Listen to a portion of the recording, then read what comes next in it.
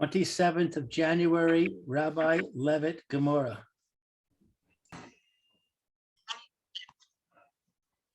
Oh, okay. Nakri Shehilva Yisrael al Chimso. Non-Jew lends money to a Jew, and on his chametz, on the chametz of the Jew, meaning the chametz of the Jew is his apotiki.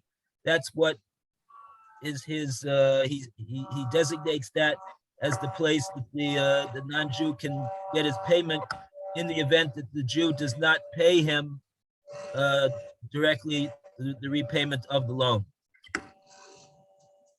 And the Mishnah over there says, Mutter b'hanola achra Pesach. This chametz is going to be permissible for the Jew to have benefit from after Pesach. And the Rashi says that that Rava over there in the Gemora, Muki la Rava b'sheher hinu etzlo. That what happened with the chametz was, with this case of whiskey, is that he went to the house of the non-Jew and put down the case of whiskey over there. So it's now in the physical possession of the non-Jew. Shenosnu b'mashkon v'yad nofri. He put it as a security to secure the loan, and we're calling that an apotiki. And so now it's in the hand of the non-Jew. Then in that case, it's not lacking.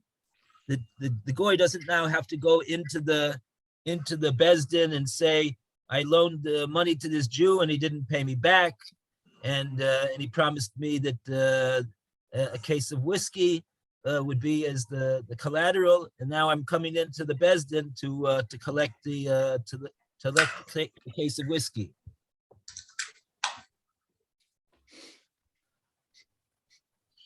So Rashi says it's not simply this whiskey is not simply a whiskey that's owned by the Jew, that the non-Jew had a lien on it to be paid off the loan on.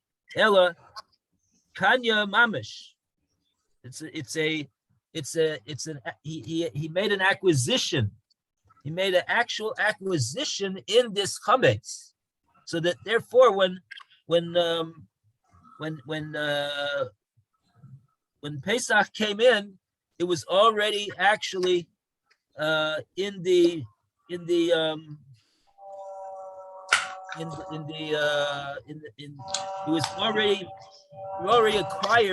was already acquired by the non-Jew, and so therefore it was not forbidden pest. It wasn't forbidden chametz that was owned by a Jew over Pesach, which remains usher b'hana after Pesach, but rather this is permissible.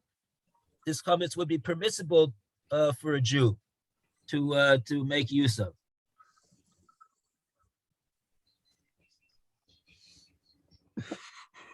Okay. Okay, so that's the Mishnah over there on in Psachim 3b that Rashi's quoting.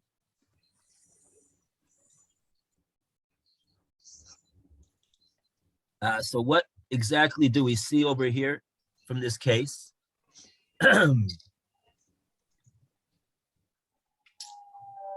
This is supposed to be an example where the Isser Chametz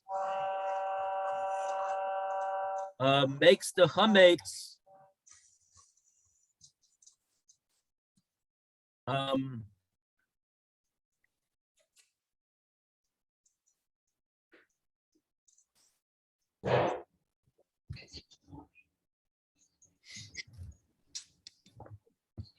exactly how does it work over here? Because we're talking about a case where the Isser Chametz is gonna uproot the shibud. That's the statement of Rav over here in our Gemora in Bava Kama. On Daf Sadi, we're up to Daf Sadi already, 98. Hektish chametz v'shichur mafkin midei shibud. They break the shibud, they undo the shibud that the creditor has on the chametz, and that's referring to the. It's not referring to the case that Rashi brought from the Gemora in Psachim. It's referring to the case where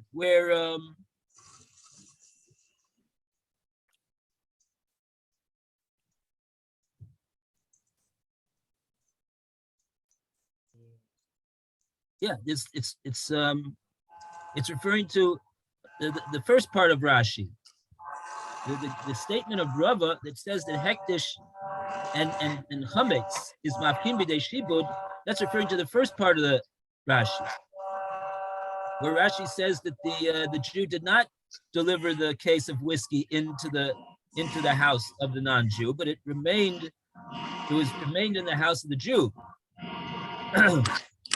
And in that case, all the non-Jewish lender has on this case of whiskey is a lien on the whiskey. He has a shibud on the whiskey, but that's just the case when Rashi explains kishabo es biuroi mafkia iser achametz es shibud anachri v'chayav Yisrael levaaro. When the time comes on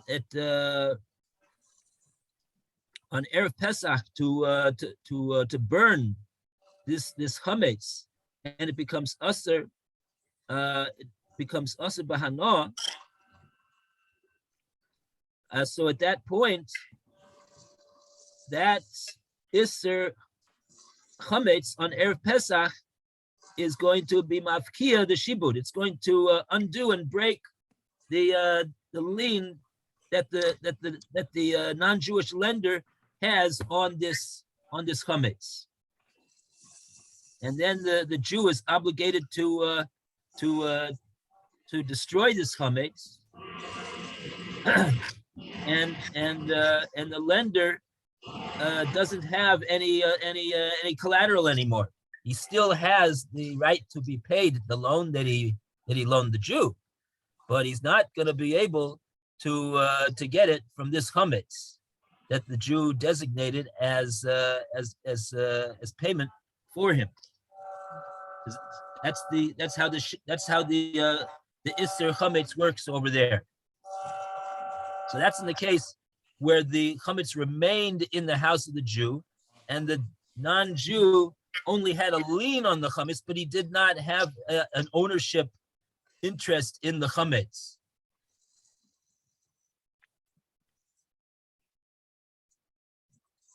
Okay, and we're not going to go into this whole machlokes that we went into yesterday about the Rav and Abaya, whether it works retroactively, it works only from now and onward.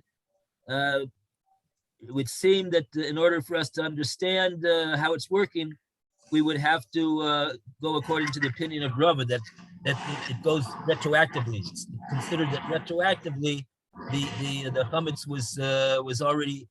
The goy already had an acquisition in the chametz, so that when Erev Pesach time comes that it becomes usher and it needs to be burned, then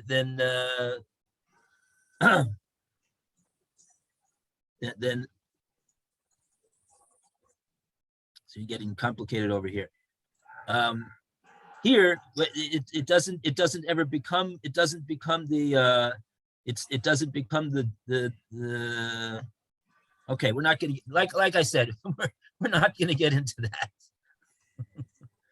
Okay, we're not going to get into that. Okay, so that, but truth to be told, this case with the chametz is not the case that we're really focusing on. We want to focus on the last case. The last case of the three is the case of Shichrur. Shichrur, the emancipation. Remember, we're talking about trying to understand the case where the woman has a Evet Kanani that she brought into the marriage, and the husband, he's got the right to receive the peros of the Evet, and the wife retains the ownership of the Evet. But we have Takanas Usha. We have at Takanas Usha that they made a strength. They strengthened the kinyan of the husband, and they made his hold on the Eved, even though it really is only a hold of a kinyan peros to demand the work and the profits that the Eved generates. But the Takanas Usha made it so that the husband, he has something which is akin to a kinyan aguf, ownership of the actual Eved himself. And like that, we don't really understand why it is that the Brisa says that the woman would be able to set the Eved free by knocking out his tooth, because there's somebody else who has a kinyan goof in the evidence. She's not the sole owner of this Eved. So why is it that the Brisa says that when she knocks out his tooth, the Eved goes free? On that, the Gemora explained that yes, we're talking about, the Brisa is talking about that it holds that the Takana of Usha applies, and it's after the Takana of Usha has been instituted.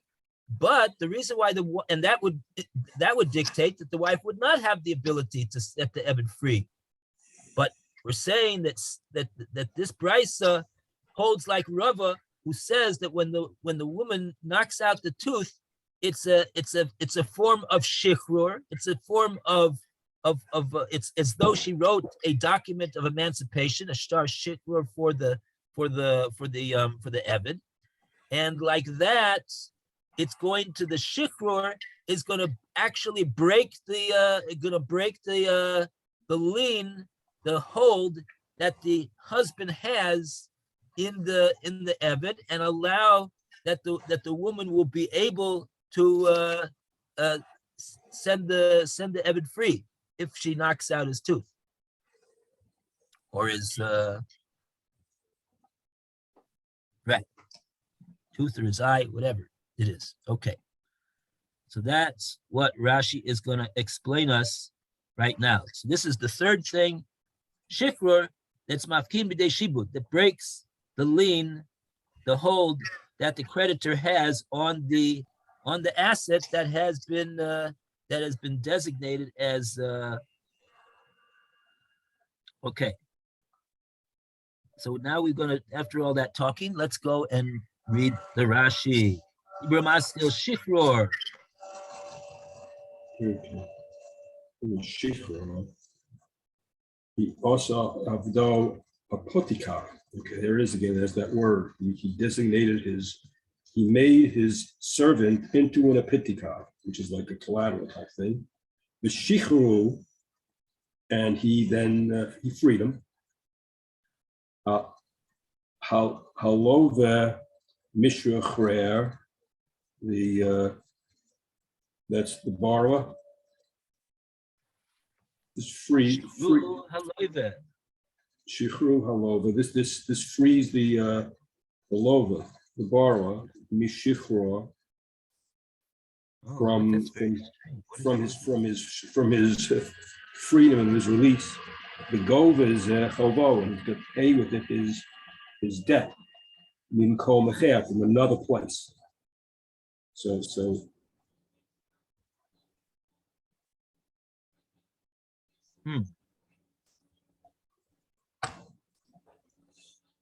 Okay.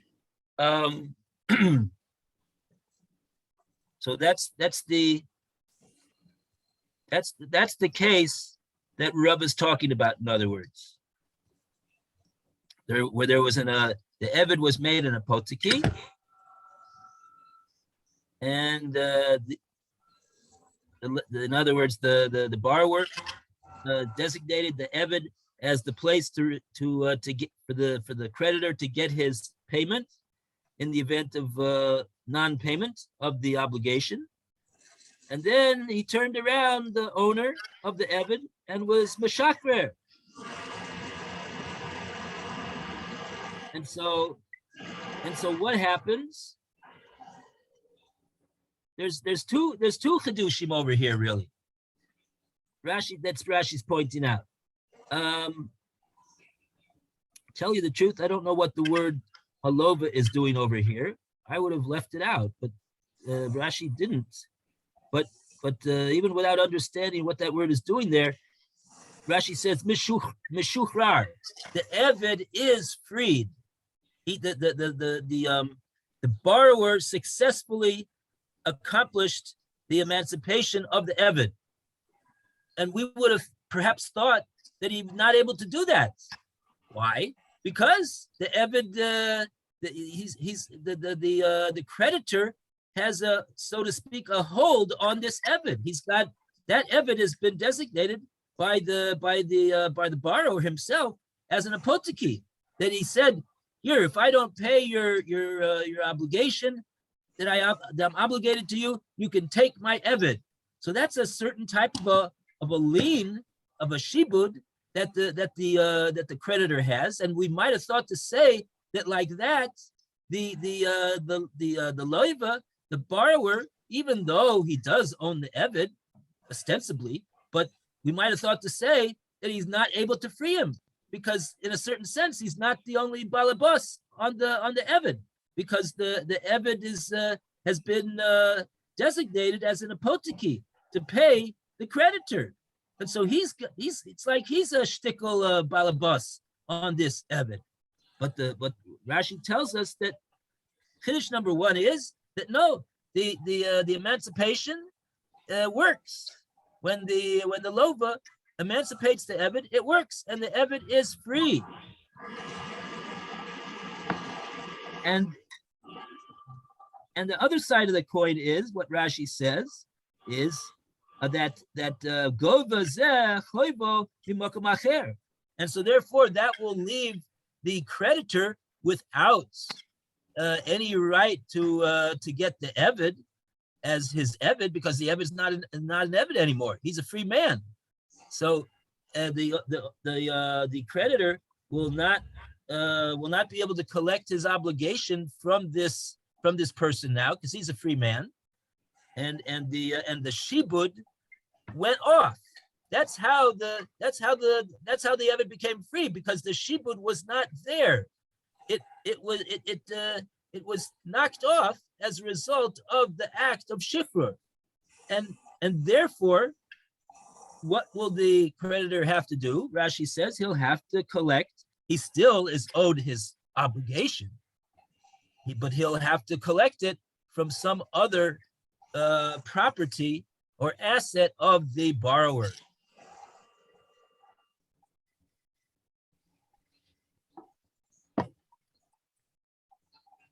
And so similarly, that's the case that Rav is talking about. And now with that, we can understand our brisa with the wife and the husband and the Eved Kanani that the wife brought into the marriage. When she knocks out his tooth, he's going to go free. And even though the husband had a strong, very strong shibud on the Eved, but it's undone, it's uprooted and knocked off as a result of the wife knocking out his tooth. The knocking out of the tooth knocks out the lien of the husband, and the Eved goes free, and the husband is right. He's not really owed anything. What is he owed? He's not owed anything. This is I mean, the wife owned the Eved, and now she freed him. I mean, he didn't intentionally free him. She knocked out his tooth, but he goes free now, as a result of what happened. And the kinyan haguf that the husband had in the Eved will not prevent the Eved from going free in this case. So that's what we're learning over here. Okay, is that okay? That's good. Good. Yes, everybody's nodding their head, right? That's good. Okay, fine. Now let's now we go further on the page, further down on the page.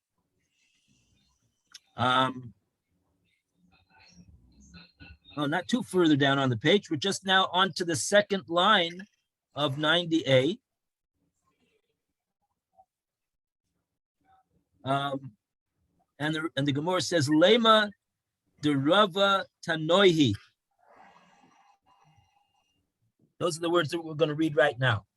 Lema de Rava Tanoihi.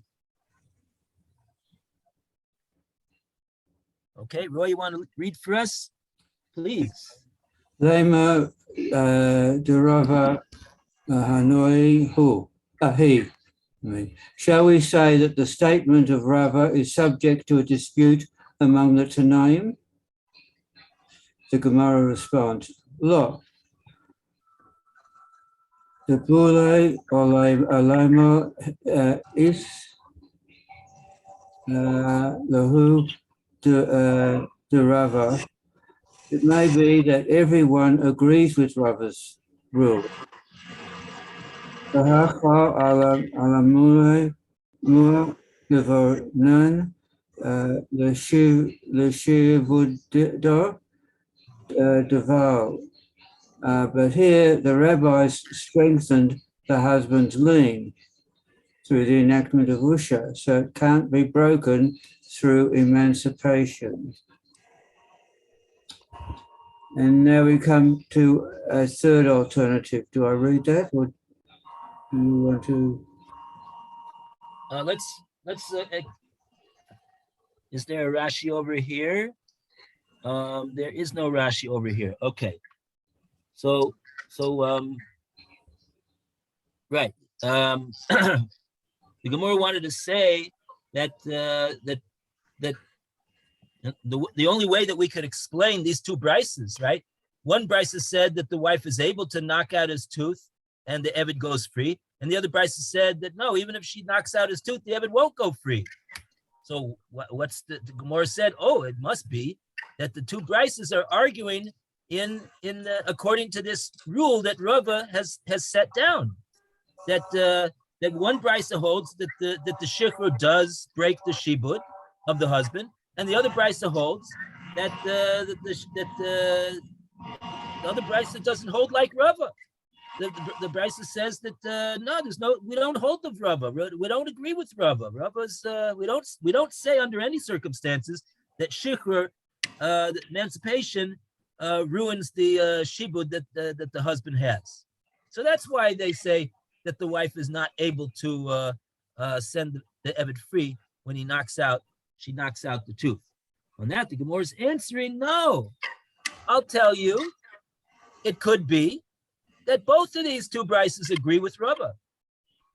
They both agree that to the principle that Rava says that shichror is mafkin b'dei shibud, except that the Gemara says, hacha, in this particular case of the husband and the wife and the enactment of Usha, the second brisa holds that the enactment of Usha strengthened the husband's shibud to such an extent that even if the wife knocks out his tooth, the Eved will not be able to go free in that case. But in other cases, like the case that Rashi quoted, that you just have a creditor and a borrower who owns an Eved Kanani, and in that case, the Takana of Usha is irrelevant. There's no Tikkun of Usha over there at all. So in that case,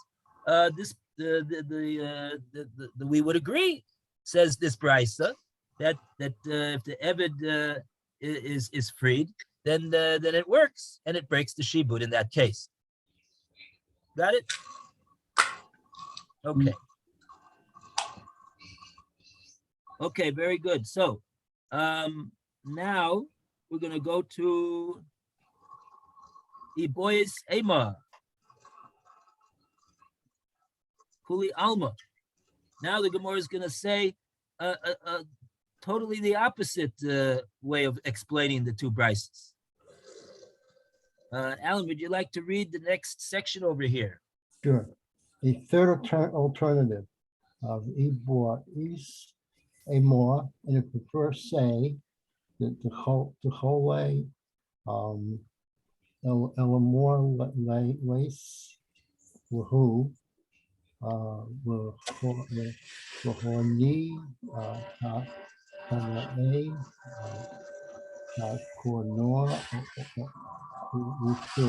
that everyone agrees that those Tanaim do not subscribe to the enactment of Usha. Bor, Yan, Peros,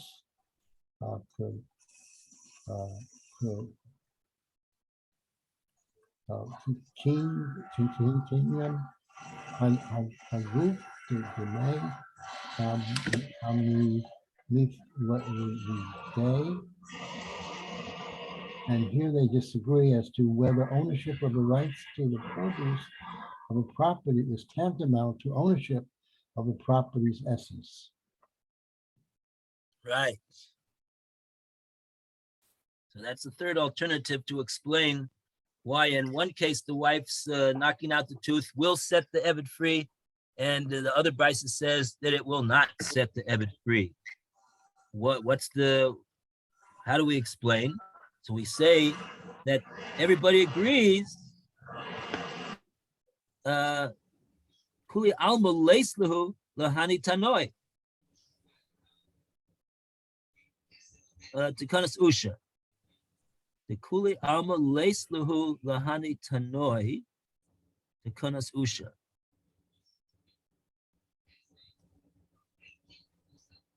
Yeah, but both brises hold that the enactment of Usha is not controlling the case with the husband and the wife. It doesn't control the case. And so if so then we would say, well, so then why is it that the woman, what's to account for the fact that the woman in this case, she sets him free when he knocks the tooth, and the other one that doesn't set them free? So we go back to the old principle that we had before when we were arguing about this, and we say they're arguing about whether kinyan aperis is to kinyan aguf. In other words, the husband, he's got the kinyan peros, he's got the right to receive the profits and the work productivity of the Eved during the marriage. So that's called his kinyan peros. That's the peros of the Eved, and the husband owns that as the husband. But the question is, that's not going to be enough to prevent the woman from setting the Eved free. But if we say that, oh, the kinyan peros is regarded as a kinyan in the actual ownership of the Eved, it's like the kinyan aguf. It's like the husband owns the goof of the Eved. So there is an opinion like that, and now we're going to say that one brisa holds like that, and the other brisa holds not like that. In other words, the brisa that holds that the husband has the husband's kinyan peros is like a kinyan aguf. So that means now that you got two owners of the Eved. So one owner can't send out the Eved by himself. So the woman will not be able to do it if she knocks out his tooth. But the other brisa holds that no, just the fact that the husband owns the right to receive the profits and productivity of it, that doesn't mean that he owns any part of the goof of the Eved at all himself. and therefore the wife is the undisputed owner of the Eved himself, the goof, and therefore, when she knocks out his tooth, the Eved will go free. So with that, we have,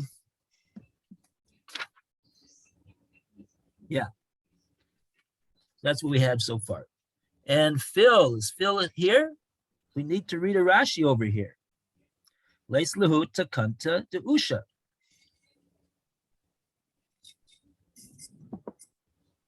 Okay, I'll read it. Rashi, leis lehu takanta de usha.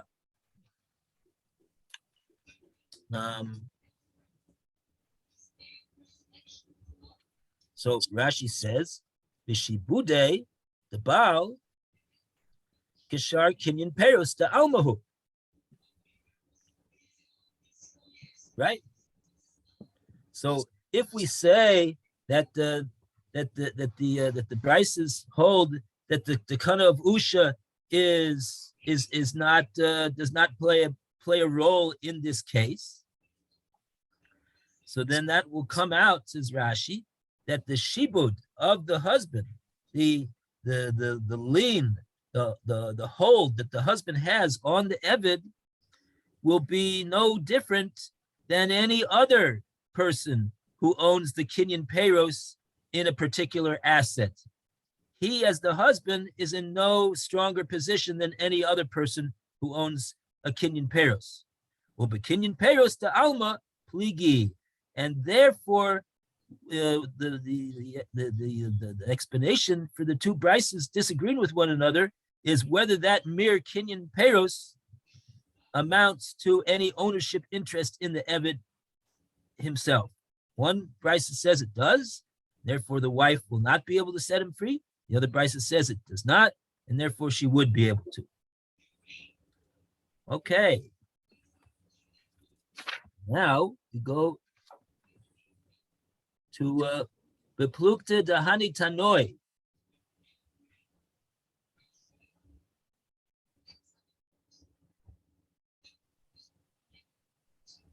Okay. So we go back to Roy, right? Roy's now Okay.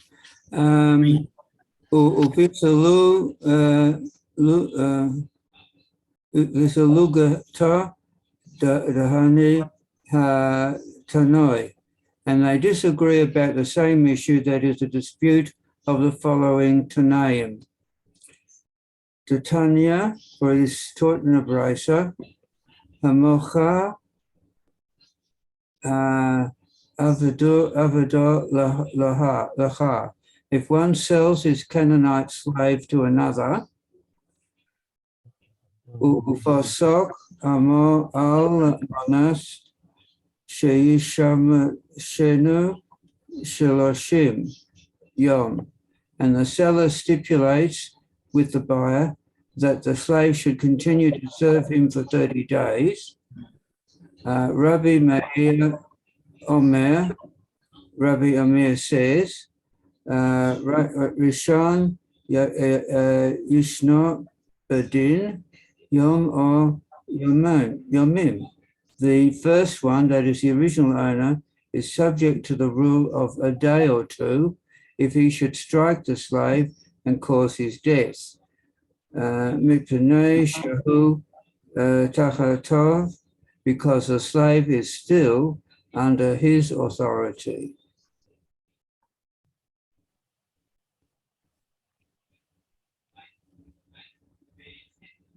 okay, and the last 6 words are also part of this.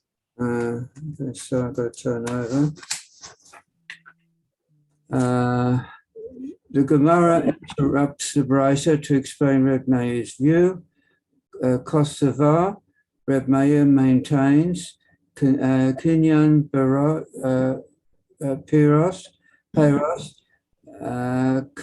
Kinyan Aguf Domi, that the ownership of the rights to the produce of a property is tantamount to the ownership of the property's essence. Okay, so I think the Gemara is succeeded in confounding and confusing me, so that I don't quite know where it is that we are holding over here with the Heshbon over here. What did the Gemora? What is the Gemora doing over here right now? The Gemora is bringing up a totally different case, also about an Evid.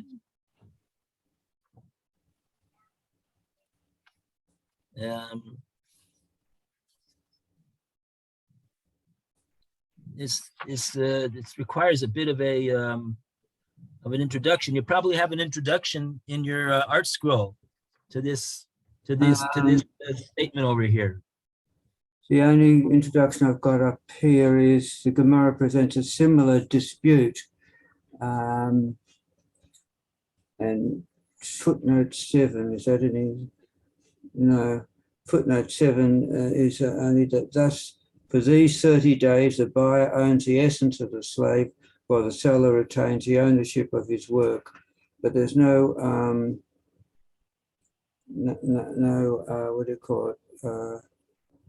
Oh, just a moment. 5 and 6. Accordingly, the husband's lien on the slave's work is the same as that of anyone who owns rights to the produce. And the first pricer, and there's another note that says, the first pricer holds the slave goes free through an injury inflicted by the wife because the husband's rights to the work do not have any effect on the wife's ownership of the slave's essence. Furthermore, the husband's lien has not been enhanced through any enactment. The second pricer, though, holds that the slave does not go free through the wife's action because the husband's rights to the work are tantamount to ownership of the slave himself. However, the slave also does not go free through an injury inflicted by the husband because the wife still retains actual ownership of the slave. Okay, that was Don't know if that helps you, and it probably doesn't. yeah, that note was talking about the previous previous step of the Gemara with the when we were talking about the two brises with the Evid of the shared by the husband and the wife. And now we're talking about a totally different case. And so any case, this No, It- 29. okay, we got one more minute. And now we got no more minutes. Okay, very good. So we'll pick up over here on this Mishnah, on this brisa tomorrow. Mocher avdo la'acher. He sells his eved to another person. Posak imo almanas shemshenu shloshim yom. And he stipulates with him, with the purchaser of the eved, that he, the seller, is selling the eved almanas on the condition that he, the seller, has the right to work the eved for 30 days from now, the day of the sale, and for another 30 days. Okay, so we'll pick this up tomorrow. We'll pick it up on Friday, on Sunday. Oh, Friday, we'll pick it up on Sunday. Yes. Boy, this week flew by. Oh, that's Okay. true. Well, Enjoy. All right, gentlemen. Okay. Yashikoya. all right, thank you. Mr. Hashem, see you tomorrow. Bezrat Hashem. We'll be tomorrow for Pelio. It's 10:30. Bye. Okay, Have a good day, Alan. day. Have a good day, Roy.